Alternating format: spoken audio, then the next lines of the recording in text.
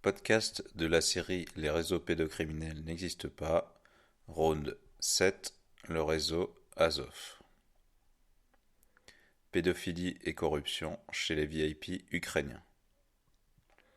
La classe politique ukrainienne, outre le fait qu'elle regorge de nazis et qu'elle est extrêmement corrompue, est aussi impliquée dans des affaires de pédocriminalité.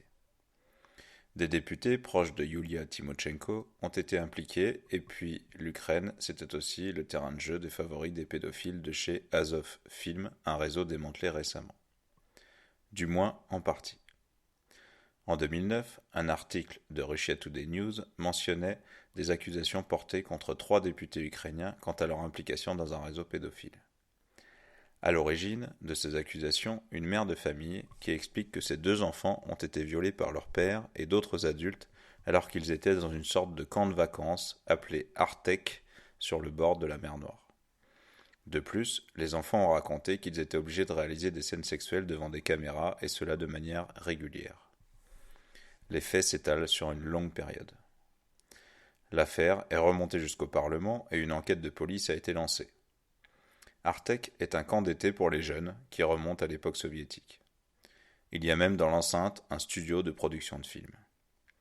En 2009, il a été promis que l'affaire ne serait pas étouffée, malgré la présence de VIP de la politique parmi les coupables. Pourtant, elle a été close fin 2011 par manque de preuves. Mais si on ne cherche pas, on ne risque pas de trouver. Le principal suspect, Dmitri Poliukovitch, éditeur en chef d'Azov Film, avait même été libéré en mai 2010, bien qu'on ait retrouvé des dizaines de milliers de contenus pédoporno dans ses ordinateurs. Parmi les non-cités, il y avait un membre de la garde rapprochée de Yulia Tymoshenko, alors Premier ministre, l'ex-ministre de l'économie Sergei Terekin ou encore Ruslan Bogdan. À ce moment, un procureur a déclaré que certains de ceux qui avaient pris les photos des enfants avaient été identifiés. Alors forcément, on a dit que c'était une cabale traditionnelle de campagne électorale. Les électeurs devaient voter quelques mois plus tard. Et la direction du Artek International Children Center, elle aussi mise en cause pourtant, a dit que tout était faux. Cette année-là, un autre scandale a failli éclater. Un fonctionnaire de la ville de Kiev a été accusé d'avoir une relation avec une mineure de moins de 16 ans, la majorité sexuelle. Mais finalement, le fonctionnaire a nié, et la gamine est revenue sur ses accusations. En janvier 2014, on apprenait que le fondateur ukrainien d'un serveur qui hébergeait plusieurs sites de pédopornographie ramassait 30 ans de prison dans le cadre d'un vaste coup de filet mené par les polices états-uniennes, anglaises et australiennes. Son site diffusait des images hardcore jusqu'à ce que le réseau soit sous le coup d'une enquête, Opération Spade, qui a entraîné des centaines d'arrestations dans 47 pays différents, la condamnation de 560 citoyens américains et la mise à l'abri de 386 mineurs. Une partie des images provenait d'Ukraine, connue comme un gros pays producteur de pédoporno. Le type en question, Maxime Chikarenko, 35 ans, était de la région de Kharkov, en Ukraine. Son site était actif de 2005 à 2008 et diffusait des milliers d'images pédopornographiques à ses abonnés, qui versaient $80 pour 20 jours de connexion au site. Shinkarenko a été arrêté en Thaïlande en janvier 2009 et a été extradé aux USA où son procès a démarré en 2012. En Ukraine, quand il a été question, suite au combat d'association, d'augmenter à 7 ans de prison les peines sur les viols d'enfants, les élus du peuple n'ont pas suivi. Parmi les candidats à la présidence ukrainienne de cette année, il y a un certain Oleg Lyashko, qui fut accusé en 2012 d'avoir cherché à faire passer 2 enfants de 12 et 14 ans en Turquie pour des vacances. Les 2 enfants venaient d'un orphelinat en Crimée et heureusement, les douanes n'ont pas laissé passer le trio. Le dit Lyashko, qui est également un proche de Yulia Tymoshenko, aurait aussi des intérêts dans les orphelinats et les internats. Populiste et pro-européen, Lyashko a les dents qui rayent le parquet et il a échappé aux poursuites grâce à son immunité. Quant à Tymoshenko, elle a ouvert en 1988 avec son mari Alexandre une affaire de distribution de films grâce à l'argent du beau-père. La boîte s'est développée sous le nom de Terminal et est basée à Dnipropetrovsk. À la même époque, donc entre 1989 et 1991, Yulia Tymoshenko dirigeait aussi le Dnipropetrovsk Youth Center, également appelé Terminal, donc un centre pour jeunes. Elle y a exercé la fonction de directrice commerciale avant de passer chez la compagnie ukrainienne Gasoline, donc plutôt dans les hydrocarbures. L'élection ukrainienne de 2009 a été secouée par ces accusations puisque chacun des deux camps accusait l'autre d'abriter des pédophiles. 3 députés du parti Tymoshenko ont été accusés par la presse d'être sous le coup d'investigations pour viol d'enfants. Mais il semble que l'équipe de Tymoshenko était pleine de véreux en tout genre. La pieuvre Azov Films. C'est un autre Ukrainien, un dénommé Igor Roussanov, qui a réalisé sous le pseudo Zverozub certaines des vidéos naturistes entre guillemets ou pédoporno produites par Azov Film, une boîte qui est à l'origine du coup de filet évoqué plus haut mené par les polices américaines, australiennes et anglaises. Enfin, il s'agit d'un coup de filet très relatif, car une très grande partie des pédophiles coupables de s'être procuré ces films n'ont pas été poursuivis. Par exemple, aucun pédo anglais n'a été inquiété. Or, Roussanov, prof de tourisme à l'université et leader du mouvement scout local, collaborait depuis 2002 avec le Christian Center for Science and Apologetics, qui organise des camps de vacances pour les enfants à travers le monde, et est l'une des nombreuses vitrines de la CIA. Certaines de ces victimes étaient d'ailleurs sélectionnées au cours des camps de vacances. Mais avant de devenir prof et réalisateur de films naturistes, entre guillemets, il a travaillé pour les renseignements russes. C'est seulement en revenant en Ukraine qu'il s'y est mis à développer le « tourisme ». Les enfants utilisés dans les productions d'Azov Film étaient en grande majorité russes et ukrainiens et provenaient de familles pauvres ou d'orphelinats. Le réseau a opéré en toute impunité durant l'ère Tymoshenko.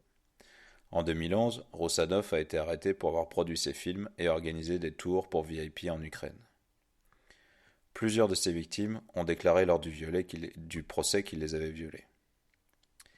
Derrière Azov Film, entreprise basée à Toronto au Canada, on retrouve Sandra Waslow, une américaine qui est vice-présidente de la 4P5P Incorporation, la boîte canadienne propriétaire d'Azov Film, mais aussi de fkabaikalfilms.com ou boyjoy.com, donc des sites de pédopornographie.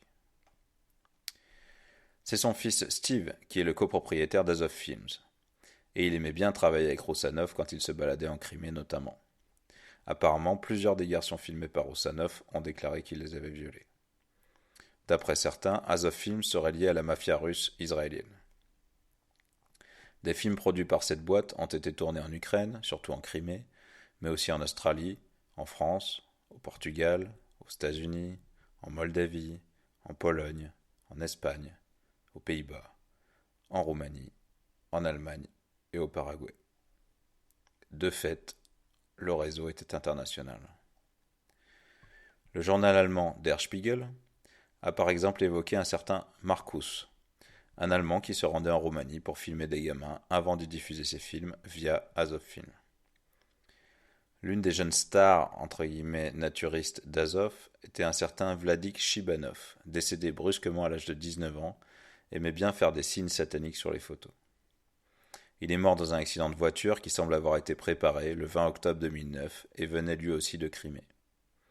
Il avait été abusé par Roussanov et est apparu dans 2 cours pornographiques alors qu'il avait tout juste 18 ans. Il suffit de lire les commentaires sous les vidéos de ce jeune pour voir la ferveur qui anime encore certains pédos à son sujet. Zverozub, Roussanov, l'a vite remplacé par un autre jeune, dénommé Sacha, alias Buratino, Pinocchio, à qui il a fait tourner des films plus hard, revendus un peu partout, notamment aux États-Unis, et notamment à des personnes au statut élevé.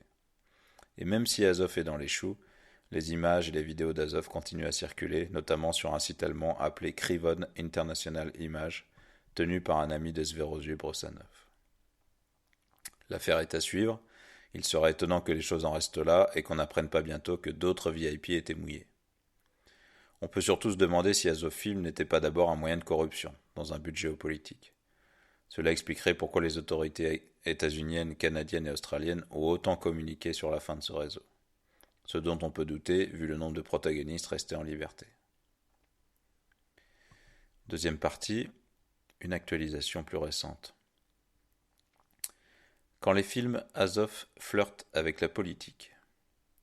Suite au démantèlement partiel de Azov Film, qui produisait de la pédopornographie et la diffusait sur le web, le FBI a transmis des listes de pédophiles à différents pays. Plusieurs arrestations ont eu lieu aux USA, en Angleterre et même en Allemagne, où un politicien du SPD, le Parti socialiste allemand, est en procès pour détention de pédopornographie. En France, par contre, rien à signaler. C'est un procès, alors je cite, c'est un procès bien embarrassant pour le SPD. Lundi s'ouvrait à Verden, en Basse-Saxe, l'audience contre Sebastian Edati, l'ancienne étoile montante du Parti socialiste allemand, accusé d'avoir acheté du matériel pédopornographique pédophile via le serveur canadien Azov. Député du SPD du Bundestag, le Parlement allemand, entre 1998 et 2014, Sebastian Edati s'est d'abord fait un nom dans le domaine de la sécurité intérieure, avant de diriger à partir de 2012, d'une main de maître, la commission d'enquête parlementaire sur la NSU.